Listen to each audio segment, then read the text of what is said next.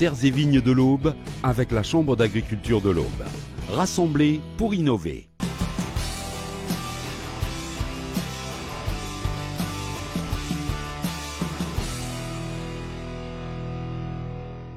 Améliorer les performances des exploitations agricoles, c'est l'enjeu du dispositif régional Ferme du Futur.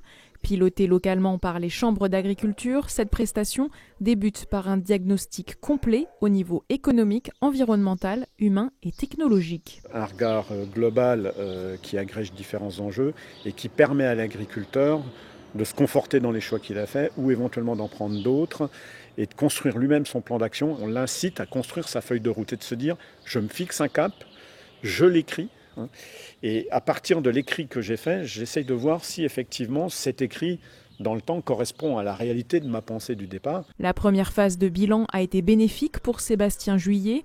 Alors que l'exploitation familiale de Saint-Lupien était en phase de transition, l'étude a permis de confirmer certaines démarches. Il y avait des aspects où on se doutait qu'on avait on avait des faiblesses, on avait des atouts sur d'autres. Mais après, sur tout ce qui est technique et agriculture de conservation, le choix de faire la transition, on avait commencé en 2016, on y était allé doucement, on ne savait pas trop si c'était le bon chemin à prendre ou pas. Et en fait, en faisant justement le bilan, on a pu s'apercevoir que pour nous, ça nous convient à 100% et on est vraiment dans le bon objectif, la bonne direction. Ici, l'usage de la technologie permet d'accompagner cette démarche. L'analyse des parcelles facilite le dosage des semences et fertilisants. Le désherbage mécanique, mis en place depuis le diagnostic, complète le panel d'actions écologiques et économiques. On fait du survol de parcelles en drone pour détecter des ronds de chardon dans les champs de betteraves pour arriver à traiter juste ces ronds de chardon-là.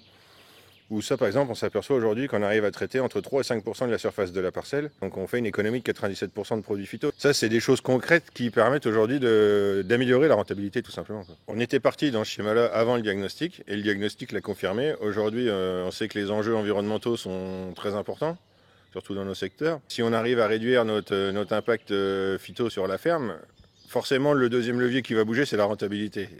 Alors après, faut pas aller pénaliser le rendement non plus, hein, c'est pas l'objectif. Mais oui, ça nous a permis quand même de bien conforter nos choix.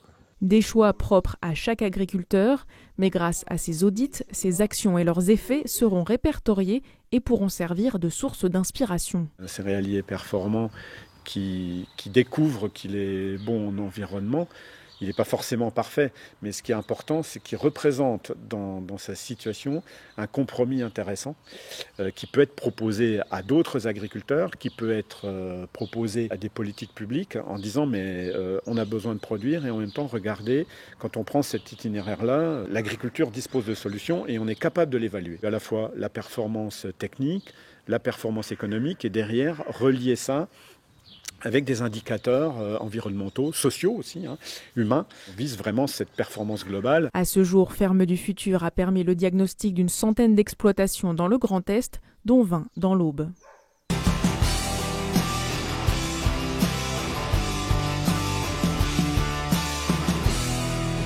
Terres et vignes de l'Aube avec la Chambre d'agriculture de l'Aube.